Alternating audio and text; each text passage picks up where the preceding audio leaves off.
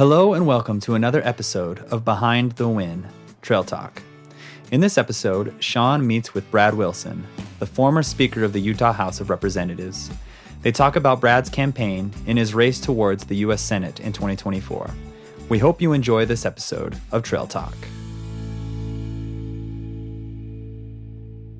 Well, Brad, so thankful for you to meet with us again and carve out this time. I know you're super busy, but I really appreciate you spending a few minutes with us again. I think the last time we talked was I pushed you into admitting that this was going to be a interesting year for you, and I don't think that it had been announced at that time that you were going to run for Senate, and got you to admit that this was in the cards, and I was so excited about it. So, how have things been? And tell me just your experience. I mean, you've done a lot of campaigning over the last 25 years, but how is this different? Is there some things that are new in this campaign? Yeah. Well, you are right. Since we last talked, we officially announced that I'm running for the U.S. Senate to represent this amazing state of Utah back in Washington, D.C., and we have had a great time. It has been a whirlwind, I'm not going to lie. I mean, this is a big state. There's a lot of people, but things have been great. And maybe just to kind of give you a high-level overview of where we're at in terms of the campaign, we are fully up and running. We've got an amazing staff. I've got about 15 people working full-time for the campaign because Utah is geographically a big state, and there's a lot of different issues across the state, so we've got people that are helping in every corner, and we've opened up 2 campaign offices, one in Washington. We're close to Washington. That'll be our third. Right. But Utah County and Salt Lake County, and we're working out of my Farmington office right now. And we've had tremendous support. We've got the support of the endorsement of 3/4 of the Republicans in the legislature, Governor Cox, Governor Leavitt. We've got 22 sheriffs of the 29 from across the state. We just announced that this week. So a great team, tremendous support, and we're campaigning 6 days a week. Just last week, Sean, I was in 10 counties across from Daggett to Duchesne down to Emory and then up the other side, and it's been fun. But you know what, and I'm just going on, but it's been super fun. It is. It really has been really fun. Is fun, isn't it? Yeah. I watched Celeste Malloy's amazing race. I mean, in the history of the state of Utah, people are not talking about this, but what an underdog for that seat, and what she did, and I really admired her tenacity, and she started with nothing and just had this will to win, and she did. And I looked at the amount of time that she put into visiting these communities; it was amazing. Yeah. And you're doing it now as well. Yep. I mean, she said she didn't sleep for like 4 months straight. Did not sleep at all. I mean, would get 2 or 3 hours of sleep and start over. But in talking with her, we had this similar experience in going to a lot of the small towns in Utah over the summer, last summer, and then I also had this opportunity to visit a lot of the western state rural communities for our business, what we're doing in building jobs in these rural communities. Yeah. And it's fascinating, isn't it? And I would encourage our delegates to spend more time inside the district and talk to them about what their challenges are, what they're upset about, because there's a lot of communities that are having a hard time. There are, and great people. I mean, that's what's so interesting about Utah is regardless of where you go, you run into really great people, but they're frustrated. I mean, I'll tell you, there's a high degree of frustration in these communities. I was in Wayne County yesterday, and Sevier County, which is also a long way from Davis County, where we're at right now, and spent some time talking with some of the community leaders in both of those places. And quite frankly, they're angry with the federal government. They're frustrated, really high levels around public lands issues, energy issues. Of course, everyone in the state is frustrated with the federal government's inability to do its job. Right. And I don't think I've seen this level of angst, if you want to call it that, in a good long time in our state. Agree. You know, you and I have known each other for a lot of years. We were just talking about how long ago that was. I think it was 1993. I don't know. I mean, is that your recollection? Probably. I mean, that's maybe a little bit later than that, but longer than we'd want to admit. It's been a long time. I mean, almost 30 years, if not more than 30 years. And as I've watched the success that you've had with your business, and then pursuing this path of politics, which I know that was not something that you ever thought you were going to pursue, and the success that you had.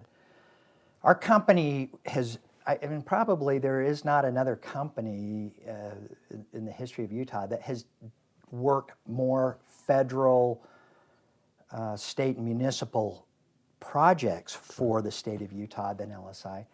And so we've had a chance to work collectively over the years, and you are so well prepared for this Senate seat. Thank you. One of the things I really admired about your time in the Utah legislature was you had this unique ability to always remember the constituents that you represented in your district, yet you were part of this team and could focus on what is the right thing for the state of Utah. And you had no problem defending those positions over the years. Yeah. I don't know why our members have lost that concept, that you represent your constituents first, and then you play together as a team. Yeah. Well, lawmaking is hard. I mean, I think from the outside, it looks like a bill comes up and you vote it up or down. But to do the hard things, to get hard things done, it takes a unique skill set, and I think it's one that you have to build over time. I mean, that's the just truth. It's like any job that you've had. The more experience you have doing it, especially if you're successful at it, the better you're going to be. And I've had some success. I appreciate your compliments. I've learned from you in some ways, for sure. But, you know, there's this interesting balance that you have to strike between being very aware of what your community needs, what its issues and challenges are, and then how to get people to come along and go along with solutions to complicated problems. And I don't think it's rocket science, but it does take a lot of what I would call grit. I mean, you've got to really get into the details. You've got to really understand what everyone's positions are. You've got to be really patient and do a lot of listening. And then you've got to iterate. You've got to work on things and just stay in it like a dog on a bone until you find a solution that everyone feels comfortable with. And I don't think that's compromise. Compromise means you're walking away from your values. I don't do that. But I will keep looking for solutions that give us the ability to accomplish what I think we need to, that maybe we had never thought of before. They're different solutions. And that's, I think, what good lawmaking is like. Absolutely. And I think there's a lot of frustration that people in Washington are just not willing to put in the effort to do what I just described to you.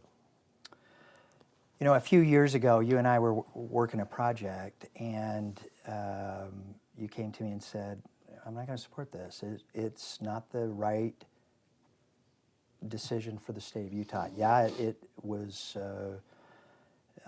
would have been a great program for Northern Utah, but I respected that so much. I was disappointed, but I was so impressed that you had the courage to say, this is not the right decision. And I think so much of your courage and your leadership was forged in your business. And I think one of the things that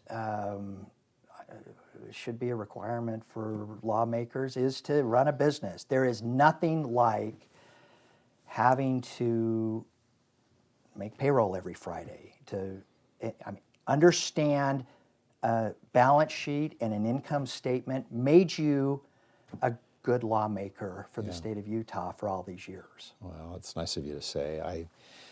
I think, we've got a lot of different backgrounds in the legislature. Business backgrounds, I think, help a lot. There's others, I think, that are helpful as well. But you learn pretty quickly in business, if you want to be able to maintain long-term relationships, that you've just got to be super direct with people. But you can do it in a courageous but a compassionate way. And I think that's part of the secret to being a good lawmaker as well, is you don't always have to agree with people, but you got to be courageous and tell them when you don't, but also do it in a way that they understand where you're coming from. Absolutely. And most of the time, people get that. Occasionally, if you're working with someone that it's very transactional, maybe they're not going to understand that. But that's not been my experience. But it's interesting, and I think it's okay to say this out loud. I think sometimes in Utah, we're trying to be a little too nice. And it's a problem, because how many times have you seen individuals overcommit and then fail and disappoint everybody, including themselves? Yeah. And I mean, that's why you were so well positioned to be our Speaker of the House for so many years, and your humility in serving in that role. You never were impressed by it, which I also had really admired. Yeah. You were always learning new things. You were always willing to look at these issues or the challenges that the state had. Or I mean, and you and I have joked about this. Sometimes people think, well, if we have a budget surplus, that things are going to be easy. No, things are worse with a budget surplus, because you really have to prioritize. Yeah. You have to tell people no. And there's people coming in to see you that are saying, there's a budget surplus. I need my project funded. Yeah. It's easy to, when there's nothing, when we've had years like that, but I mean, your business sense created the largest surplus in the state's history, which is just remarkable. Well, I was there for some really good times, and quite frankly, some really hard times. Very much so. I mean, we went from the worst of the worst during COVID, where we were slashing state budgets left and right, to having, like you said, the biggest surplus and growth in the state's budget in the history of the state. And but here, let me just be super honest with you, right? I mean, you said something that's very true. There's, I think, in politics, far too many people that read their own press releases and believe, everything about them. I knew what would happen when I wasn't Speaker of the House anymore. I knew my phone would stop ringing, and it did. And that's the way it should be. Absolutely. That's right. And I tell people this all the time, but outside the hallway where the Speaker of the House's office is at the state capitol are photographs of all the speakers of the House. Right. And I would just challenge anyone to go up there, and even if they've been involved in politics, to be able to name more than 5 or 6 of them. Right, exactly. We're not there because we're amazing, people that are going to have fame and fortune forever. We're there just to do a job. But I think you are unique in your service, that it always was, I am here for the benefit of my constituents, for the benefit of the state of Utah, and it wasn't about the position. And but you know why I think you said something that I kind of agree with, and maybe I'll just take a spin off of it a little bit differently. You said you think everyone that serves in politics or in government should have a business background, and that would be great. But I would just maybe expand it to say, I think everyone that serves in public office should have a real life instead of that being their life. And that, for me, I think is why I've got such a great perspective, is I knew that the moment that I wasn't in politics, I could go back to my career that I love. Yes. I love being in business. I love doing what I do, and never miss the work I was doing in politics. And that's actually still the case. I mean, I'm 110% committed to run for the Senate seat and win, and we are going to win. Absolutely. But at some point when maybe I'm not there, or if something crazy were to happen and I weren't winning, or I don't win, I'm so excited about the opportunity at some point again to get back into my business. Sure. And I think everyone that serves in public office should be that way. If their purpose in life is to be elected to something, those are dangerous people. And that's your identity. Yeah, those are dangerous people. You take on that identity, you're right. I mean, and because it can easily go away, and then you've got this existential crisis that you're dealing with. But here's the thing, and here's why I think people are so frustrated with Washington. I think it's performative now back there. I think far too many people, and I'm being 100% just sincere with you, I think so many people that are serving in Washington, D.C. are doing it because it is their identity. And that is the problem. Yes. We need people that don't care if they don't get reelected. That's right. Do you remember, shifting topics, you remember several years ago, I called you and Sheldon Kilpack and Stuart Adams and some of my champions inside the legislature, and I said, there's an opportunity for us to help the U.S. Air Force, and we need to bring members of the state legislature to Hill Air Force Base and give them an understanding of the importance of Hill Air Force Base to the nation, to our national security, and to the state of Utah. And I'll never forget the Utah County delegation, the Provo representatives, came in there and said, we know about Hill Air Force Base. There's like 3,000 people up there. I think there's like, you guys have F-16s flying up there. Mm-hmm. And remember, we spent that day on the base and touring the base and giving members of the legislature an understanding of really what's going on up there. Sure. There's 38,000 employees that go through that gate every day. The importance in national security of Hill Air Force Base in terms of both tactical and strategic. It's the center of excellence for our ICBM ground deterrent system. It's the depot and sustainment center for our fifth generation fighters, the F-35. All of the legacy aircraft that we're still flying because we've never invested in it. It's such an asset to our nation, adjacent to the Utah Test and Training Range, which is there's not another range in the world like the UTTR. Yeah. You have grown up in Davis County. East Layton. You have been at the adjacent to the gates of Hill Air Force Base your whole life, and I've never met a member of the House, Utah House, that had a better understanding of the importance of Hill Air Force Base. And one of the challenges that we have is we do not have delegates in Washington that understand the importance of our national security. They just don't understand it in general, and particularly the importance of Hill Air Force Base. I mean, talk about some of your thoughts. I met with several members, the leadership of Hill Air Force Base over the last few months, and they said, we do not have a voice in Washington. It is terrible.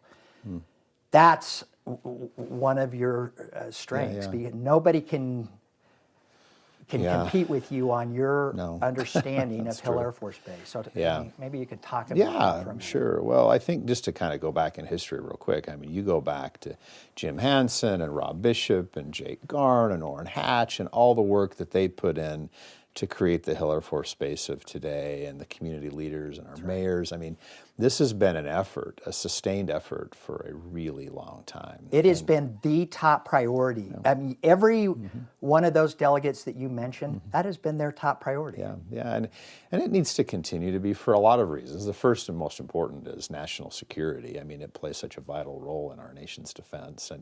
And here's the thing, we know this because we're from here. There is no operation like this in the world, in the country. And you couldn't replicate it. No, and it's the most efficient in almost every way. And so it's cost effective, it's geographically strategic, it's important for our economy, it's got such an important and rich history in the state of Utah. You know, I was the honorary commander of the 419th for a year, and loved every minute of that, except, well, I even loved throwing up after I flew in an F-16. But, you know, you get to just live up here. I grew up in East Layton under the shadow of Hill Air Force Base, literally have the F-16s taking off over my house when I was a kid, and I've loved it. But we do have to have someone in Washington that's fighting for our nation's defense, that's fighting for Hill Air Force Base's important role in that, and understands this important mission, including Sentinel and everything that's going on up there right now. And so I feel really fortunate to have that. But, you know, you talk, too, about this is a very complex state, and one of the benefits of being on the campaign trail like I am is I'm learning a bunch of new things about other parts of the state that are every bit as important to those regions as well. But you're right, Hill Air Force Base is really important for our country and for Utah, and we need to have a really strong voice in Washington, D.C. It's our largest employer. It is. And sadly, even, and you know this, even members of the Utah House and Senate struggle to understand what's going on up there and why is this important to our nation.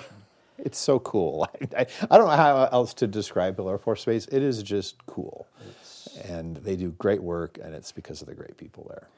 And there's a reason why, Sean, you know this, but there's a reason why so many of these generals that serve here, when they retire, we see them moving here. Right. They're coming here. Exactly. This is like they've served all over the world. And once they've served in Utah, this is the place they want to come live for the rest of their lives. And what a lot of those leaders say to us, and many of them end up coming to work for our company and or work for other government defense contractors, but they've always said the community is so supportive. We have never been in another installation and had an assignment where the community has been so have embraced their families and I think somehow the Utah delegation has lost that priority of Hill Air Force Base, and I love that. You know, Eisenhower after the war gave a speech that he said, just like at the turn of the 20th century when families came off the farm into the cities, he said they're going to forget where agriculture and meat came from. He said, we'll never have another war like World War II, but we cannot let go of the importance of national security, and we need to, he even said there'll come a time when members of Congress will forget the importance. They have.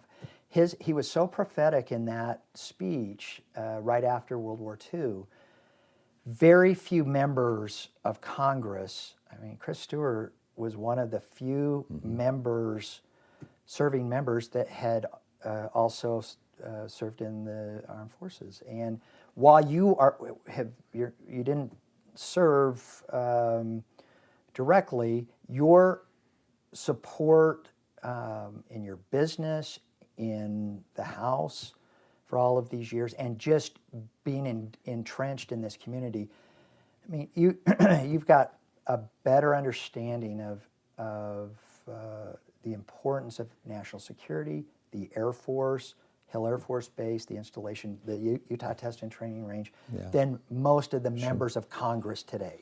That may be true. I don't know for sure, but you'll be shocked at how little the members understand. Yeah. Well, we can fix that, right? I mean, I think having someone back there that's lived here, that knows this area and what Hill does in so many different ways will be really helpful. And it's scary, Sean, because we've passed this point now where we're paying more interest. We're paying more on the interest for the national debt than we're paying for the entire budget for the Department of Defense. And that's a really sad thing. Not just for our country today, but it's a really, really sad thing for the kids that we're passing that debt and obligation onto. And it's going to weaken, if we don't fix it soon, it's going to weaken our ability to defend this country. And installations and places like Hill Air Force Base are not going to be able to be as strong. That's right. Because so it's bigger than just even defending and protecting and supporting Hill Air Force Base. We've got to get this country back on track from a fiscal standpoint, or we're not going to be able to defend it. I remember a time in a committee meeting a few years ago, and somebody came with this proposal like they always do, and I loved when you said, "That sounds great. How are we going to pay for it?" I mean, that is the business mind that you have that your opponents don't have, and I think your ability to build such a successful business over a 30-year period of time was a result of that. You don't have longevity in business if you're upside down in your income statement and you can't borrow money because your balance sheet is a mess. And you understood that, and you did that for the state of Utah, and I think you can do that for our country. Well, I think having a budget background is going to be helpful in D.C. I mean, in all truthfulness, you look at the composition, let's just take the U.S. Senate. How many people in the U.S. Senate have actually managed a budget successfully for a business and government? Very, very few. How many members of the House? Very few. So, and so hiring someone to go back and do that work that's got recent relevant experience that's been good at it, I think is a real advantage. And that's kind of in some ways, not kind of, it is my value proposition in this race. I'm the only candidate that has that skill set. You're exactly right. And so I think that's part of the reason why we're going to have a lot of success. I do too. You said that you've spent a lot of time in rural Utah, and this obviously is so different than your House races previously, where you're dealing with a lot of delegates in the district. You're dealing with I don't know how many you probably know all of the GIS of your House district, your former House district, but I mean it's 10 square miles. I don't even know if that's the right number. Now you've got 400 square miles of Utah that you're representing, and you were in some really rural areas, and you said it's amazing to meet the people, and also just see the landscape of Utah. The land, I think, is such a priority as well that for whatever reason we've lost that. You were so good in the House at always looking at land issues, water issues. I mean, we live in the West, and water is all important as well. And so your understanding of the natural resources, not just of the state of Utah, but of the West, is unmatched. There is no one else that has a better understanding of the land issues. And maybe talk about that for a minute.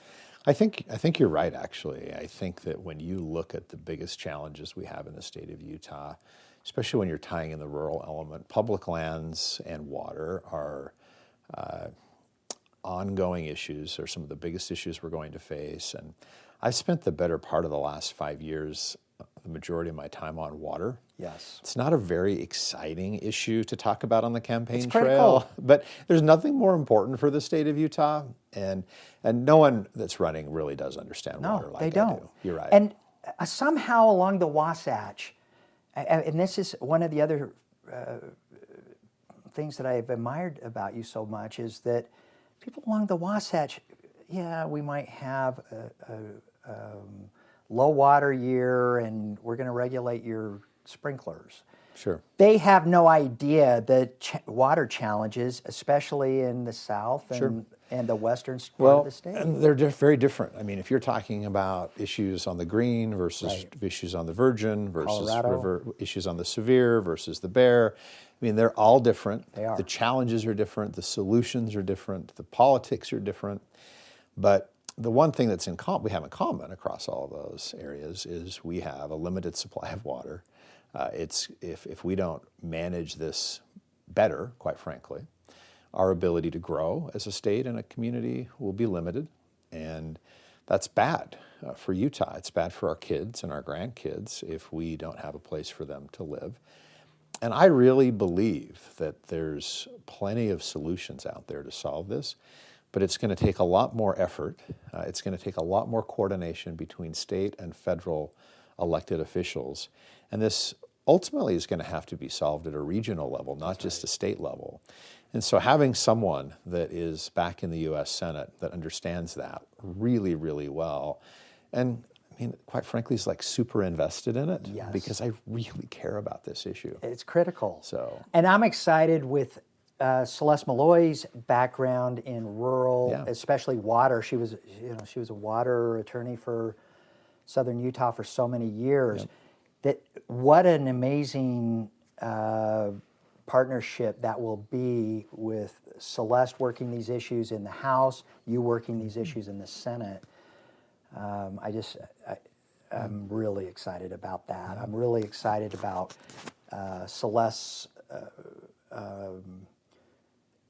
commitment to support the military installations in the western part of the state. I mean, you think about Dugway and UTTR and what's going on out there, which you have been also, even though it was out of your district, you've been very important invested though, in. out in Tooele. And we're working really hard. I mean, you talk about Representative Malloy's Celeste's grit, because she's very gritty as well. And I mean, we're not doing it necessarily to copy her, but we're working every bit as hard around the state. And no one's campaigning harder than we are. And it's because these rural communities care. You know, when we were in Wayne County yesterday, I mean, just as an example, we met with the leaders of their school district. We met with commissioners and talked about the really important issues. And they're just grateful to have people that are going to be in D.C. in their communities that know what's going on there. And I've enjoyed that a lot. I love it. Just a couple of other things as we wind this up.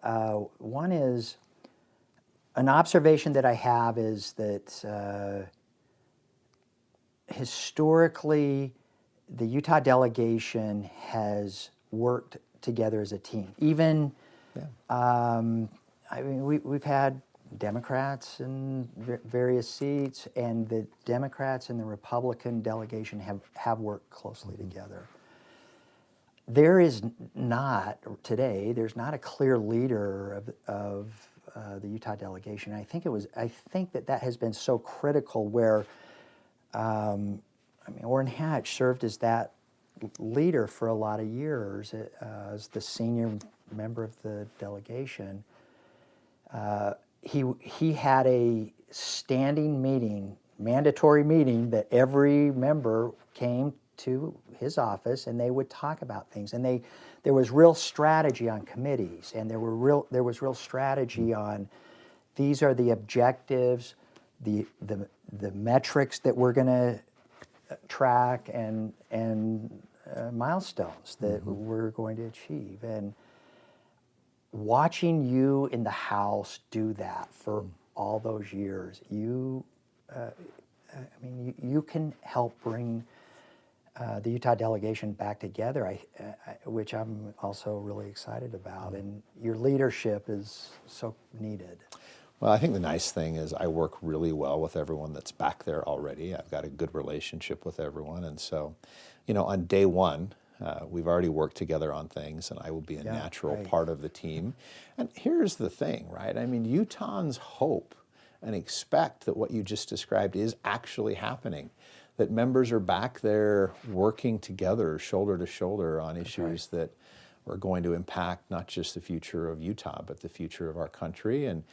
And we know this, Sean, and I will tell people this till I'm blue in the face, but Utah punches above its weight across this country. I mean, when I was Speaker of the House, I didn't actually believe these talking points when I was a new lawmaker, like Utah's so much better than the rest of the country and all these different things. But the longer I served, I'm like, you know what? Like, that's just actually true. And then I became Speaker of the House. And I'm traveling across the country, and I'm meeting with other speakers of the House, and I'm not kidding you. I would not have traded jobs with one of those men or women for an hour. Yeah. We just do things so much better here, and we work so much better here. And I think that needs to translate to Washington, D.C. too. And so we have that ability, and I look forward to being a part of that team. I'm really excited. And I can validate that. We work with most of the state leadership. California is a very large client. And I can't tell you how many of the principles that you've implemented in the state house that we have taken to California and said, try this. Yeah. Follow this model. Yeah. And part of it's because we do get along well here. I had all the speakers of the House here from around the country in September. I hosted them. Right. You were helpful with that, actually. Thank you. And at the end of that conference, I had two of them independently come up to me, and they said, I am jealous. I am jealous of how well you work with the Senate and how well you work with the governor. Because in our states, we don't work well together, but you guys do here. And I was super clear. I'm like, we don't always get along. We don't always agree. Like, we really disagree sometimes, but we're always able to get along. And that's what Washington needs more of, Definitely. Quite frankly. Absolutely. I think you can bring that to the Senate and to the Congress in general. And it's unfortunate because I think a lot of our Utah House and Senate members don't realize what a special state this is. Take it for granted, right? Right. So, exactly, but that's okay. I mean, they're doing a great job. I'm out of it now at the state capitol. They're finishing up the legislative session, and the last thing they need is advice from a former Speaker of the House. But I know Mike Schultz calls you every day. Don't kid me. We do talk, but not every day. Listen, I know Mike's on your speed dial, and we're good friends. To you every day. We're lucky to have him, actually. Well, we're lucky to have him. Nobody else will say this, but what you did to mentor Mike in the House, and you saw this potential in Mike as a freshman member that you said, this guy's got potential.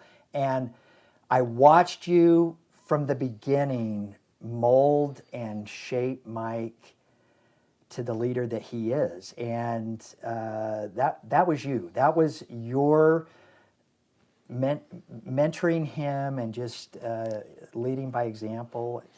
That's remarkable. And he is going to do great things. He's doing a great thing. He's a great friend. Greg Hughes was absolutely part of that as well. Greg saw a lot of potential in Mike, and but that's what we need. I mean, and you described a lot of the characteristics earlier, what a great leader has, and Mike has them. He's got business experience. He's made really hard decisions. He's really good with people. He cares about the work more than the importance title. of himself or the title. Exactly. And so, and that's, I think, and maybe you would agree with this, I think the sign of a good leader, actually the sign of a great leader, is that they have trained their replacement. Absolutely. And I ask people that, have you trained your replacement? And so, yeah. That's fantastic. Anything else that... Well, I just want to thank you, actually. I mean, I don't think that people know how, you're one of those organizations and businesses that kind of flies under the radar a little bit on purpose, probably. Yes.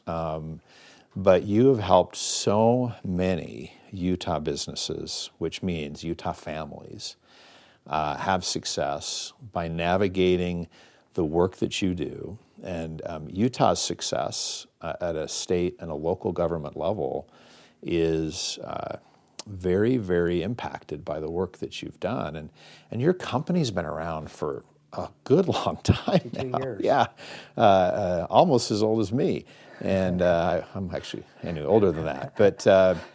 But it's just so thank you. And you have been personally a friend and a mentor for a long time. And someone, we could always call and ask for help in the community. And so just thank you. The community that we have here in northern Utah is just a reflection of the people we have, and you're one of those. So thanks for what you've done. Thank you. As I said when we opened this up, there is not in my career, I've been doing this for 32 years, I've never seen a candidate better prepared thank you. to serve in the Senate, representing the state of Utah and fixing these significant challenges that we have as a country. Yeah. We will link to all of your social media and your platform in this episode, but thanks for carving out this time. I know how busy you are, and I'm excited to have had this conversation with you. Well, you're a good friend, and we both love Utah, and so it's a great place to be.